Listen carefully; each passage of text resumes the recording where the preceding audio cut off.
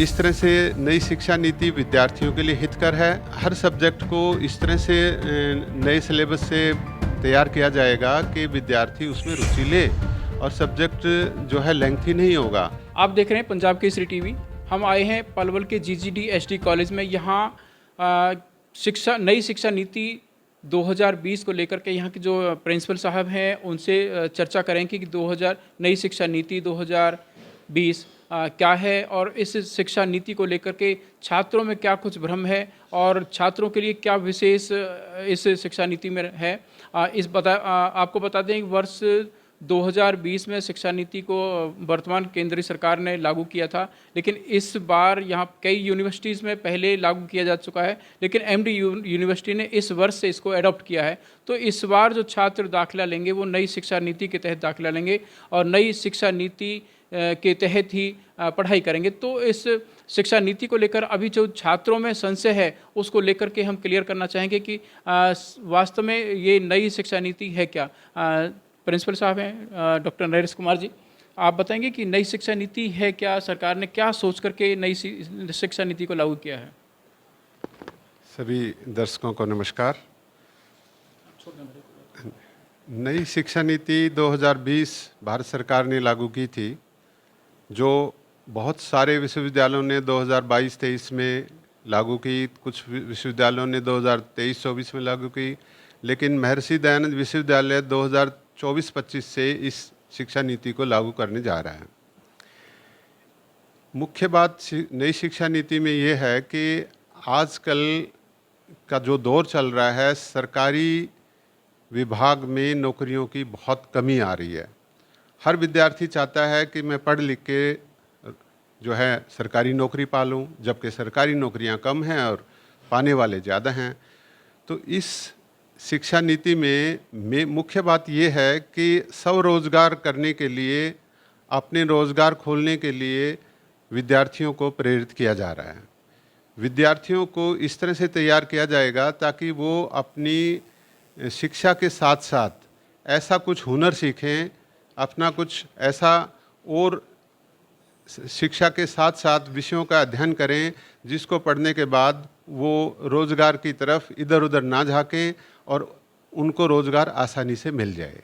या तो अपना रोज़गार शुरू कर पाएँ या अपने आसपास के क्षेत्र में जो प्राइवेट क्षेत्र हैं, निजी क्षेत्र हैं, वहाँ रोज़गार पाने में वो सफल रहें।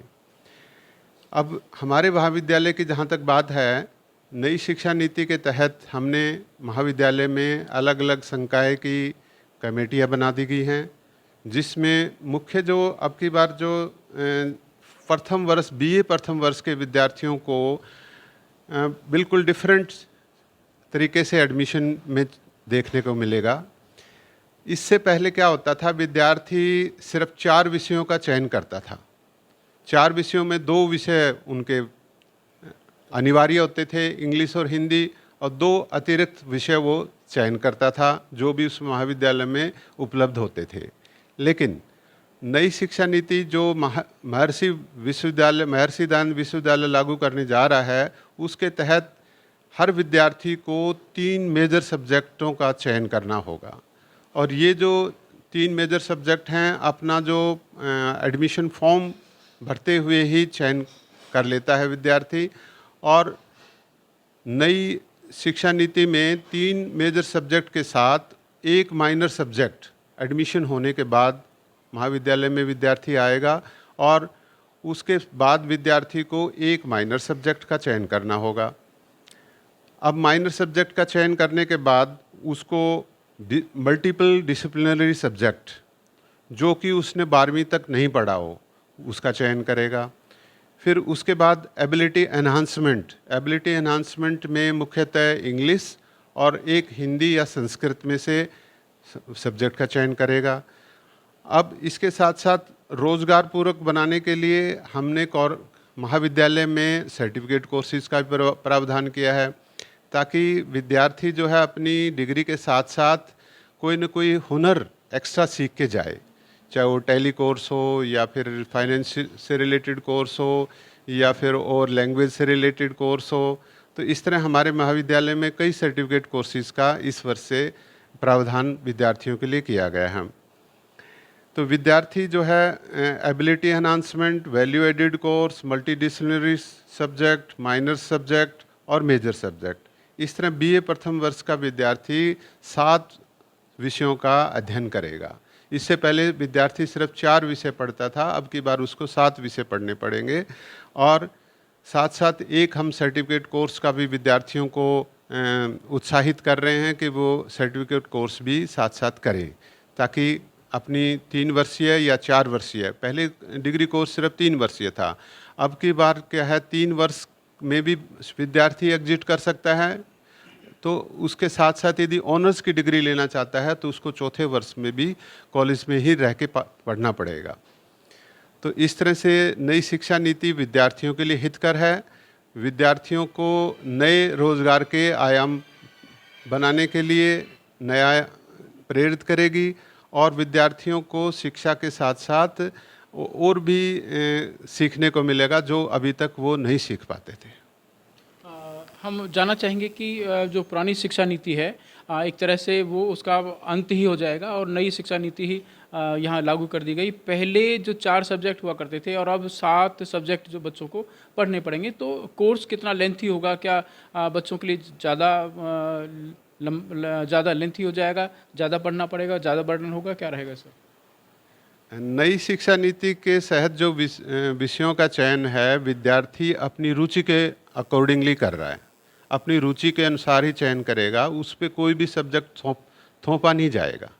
पहले क्या होता था, विद्यार्थी इंग्लिश है, हिंदी है, उनको थोपे गए थे। अब इस शिक्षा नीति में जरूरी नहीं है कि विद्यार्थी ये सब्जेक्ट जो थोपे हुए सब्जेक्ट है वही पढ़े, विद्यार्थी अपने सभी सब्जेक्टों का चयन अपनी रुचि के अकॉर्डिंगली ही करेगा। और जहाँ तक कि लेंथी सिलेबस की बात है, लेंथी नहीं है। जो सब्जेक्ट माइनर हैं उनका सिलेबस जो मेजर सब्जेक्ट है उससे 50% होगा, और जो एबिलिटी एनहांसमेंट और मल्टीडिसिप्लिनरी सब्जेक्ट हैं, वैल्यू एडेड कोर्स हैं, उनके जो कोर्सेज हैं 1/3 ही होंगे, जो मेजर सब्जेक्ट हैं उसका 1/3। लेकिन इसकी मुख्य बात यह है कि विद्यार्थी को कॉलेज में आकर ही पढ़ना पड़ेगा। बहुत सारे विद्यार्थियों का अब क्या चयन हो गया था कि महाविद्यालय में एडमिशन ले लिया, उसके बाद क्लासेस अटेंड नहीं करते थे। तो अब ये नई शिक्षा नीति में विद्यार्थी को कॉलेज में आके क्लासेस ज़रूर अटेंड करनी पड़ेंगी, क्योंकि अदरवाइज़ वो रोज़गार पूर्वक जो प्रैक्टिकल सब्जेक्ट्स हैं जो उसके रोज़गार के लिए हेल्पफुल होंगे, उनको पढ़ना बहुत मुश्किल हो पाएगा। तो मैं विद्यार्थियों को आग्रह करूंगा कि एडमिशन लेने के बाद वो अपनी कक्षाएं नियमित रूप से लें और ताकि वो रोज़गार लेकर ही जाएं।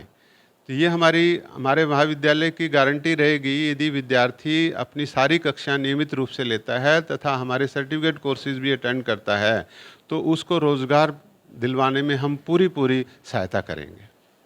सर, छात्र को छूट होगी, अपनी रुचि के अनुसार सब्जेक्ट चयन कर सकेंगे, लेकिन उसके हिसाब से उनके जो सिलेबस होंगे वो भी क्या बच्चों के लिए रुचिकर होंगे क्या, जिससे कि बच्चों का मन लगे और क्लास लगातार अटेंड करें? विश्वविद्यालय ने सभी सब्जेक्ट्स का सिलेबस रिवाइज किया है। जो आज की तिथि के अकॉर्डिंगली जो विद्यार्थियों को सब्जेक्ट पढ़ना चाहिए उसी तरह के नए सिलेबस, नए कंटेंट्स डाले हैं और प्रैक्टिकल का भी प्रावधान किया है। जैसे गणित में पहले प्रैक्टिकल्स का प्रावधान नहीं होता था, लेकिन अब विद्यार्थियों को सब्जेक्ट में रुचि बनाने के लिए प्रैक्टिकल्स का भी प्रावधान किया है। और हर सब्जेक्ट को इस तरह से नए सिलेबस से तैयार किया जाएगा कि विद्यार्थी उसमें रुचि ले, और सब्जेक्ट जो है लेंथी नहीं होगा बल्कि उसके अलावा रुचिकर भी होगा।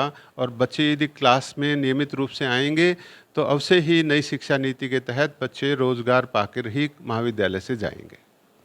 सर, आपने जैसे सर्टिफिकेट कोर्सेज का बताया कि 3-3 महीने के, 4 महीने के या 6-6 महीने के जो सर्टिफिकेट कोर्स होंगे, तो उनसे कितना कौशल या कितनी प्रवीणता छात्रों में आ जाएगी? अभी तक जो विश्वविद्यालय के जो कोर्सेज हैं वो इस तरह से थे कि बच्चे जो है डिफरेंट सब्जेक्ट्स में अपना एग्ज़ाम पास कर लेते थे, लेकिन जो इंडस्ट्री में डिमांड है उसके अकॉर्डिंगली बच्चा तैयार नहीं होता था।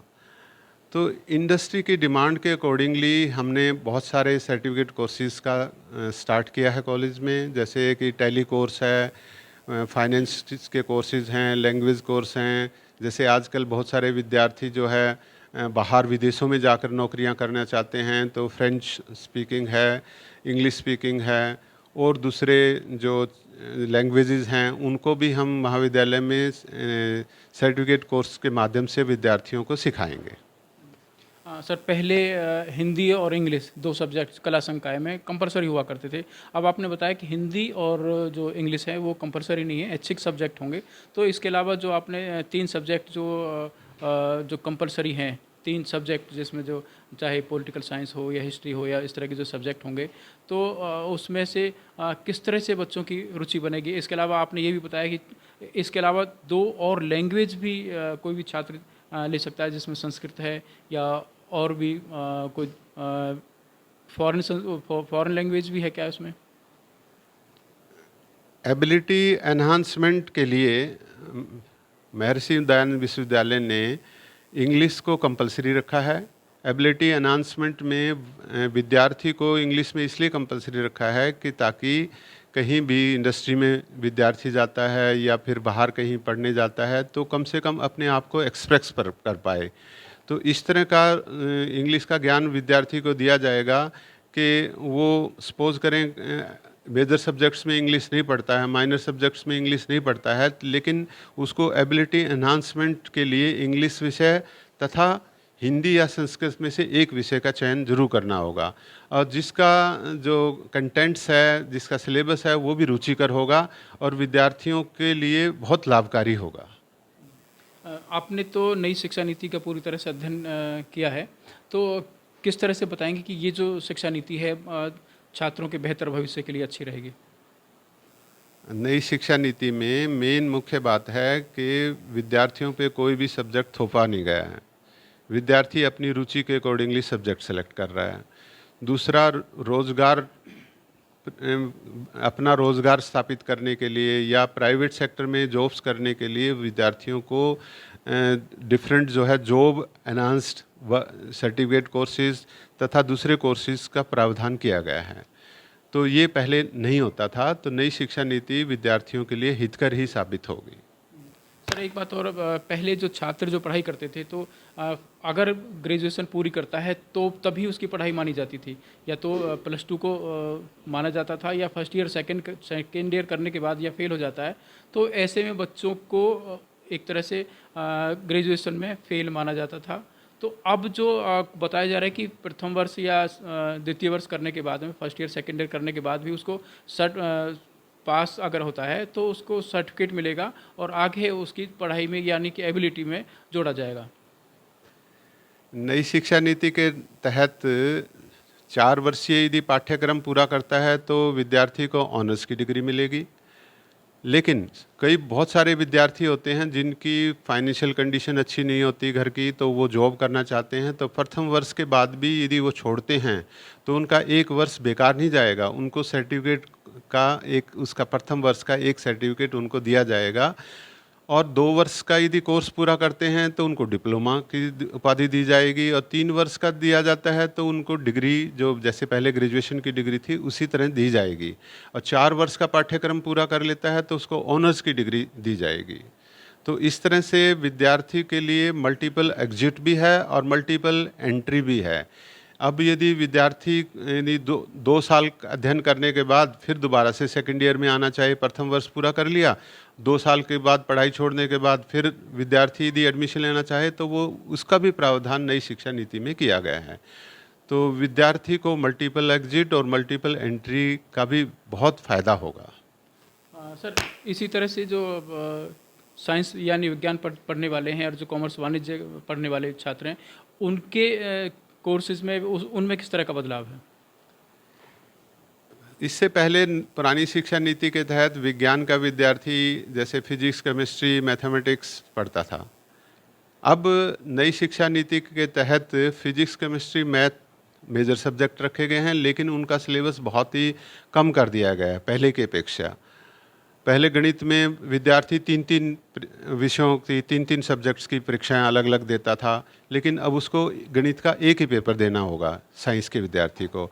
साइंस के विद्यार्थी के लिए भी मल्टीपल डिसिप्लिनरी सब्जेक्ट यानी ऐसा सब्जेक्ट जो उसने साइंस में पढ़ा ही नहीं, जैसे इतिहास उसने नहीं पढ़ा, राजनीति शास्त्र उसने नहीं पढ़ा या संस्कृत उसने नहीं पढ़ी, जिस विषय का अध्ययन उसने नहीं किया उस विषय का ज्ञान भी साइंस के विद्यार्थी को दिया जाएगा। और यहाँ भी value added course, minor subjects का भी प्रावधान किया गया है। तो यहाँ पर भी जो है सर्टिफिकेट कोर्सेज का भी प्रावधान हमने साइंस के विद्यार्थियों के लिए भी किया है। तो इस तरह नई शिक्षा नीति में साइंस का विद्यार्थी साइंस के सब्जेक्ट ही नहीं, उसके अलावा और दूसरे कला संकाय के या कॉमर्स विभाग के सब्जेक्ट भी पढ़ सकता है। तो यहाँ बताया गया कि नई शिक्षा नीति 2020 किस तरह से छात्रों के बेहतर भविष्य के लिए बहुत अच्छी है।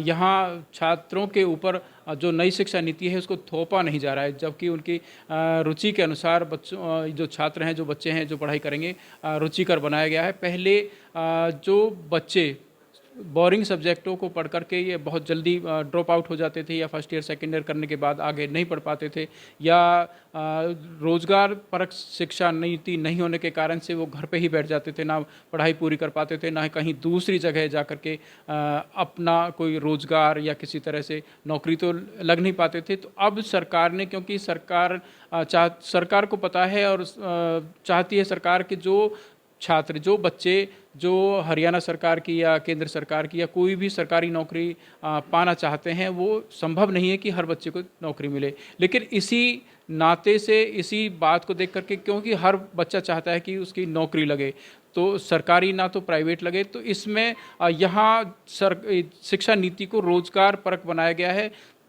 अपने कौशल को निखारने के लिए यहाँ कई सर्टिफिकेट कोर्स यहाँ शुरू किए गए हैं। शायद 18 से 20 सर्टिफिकेट कोर्स हैं, कहीं किसी यूनिवर्सिटी में कहीं कोई है और कहीं किसी में। यहाँ 6 कोर्स यहाँ पर बताए जा रहे हैं। पलवल में, जो पलवल का GGDST कॉलेज है, यहाँ पर कला संकाय के छात्रों के लिए 6 सब्जेक्ट हैं जो सर्टिफिकेट, जो कोर्स जो यहाँ पर शुरू किए जा चुके हैं।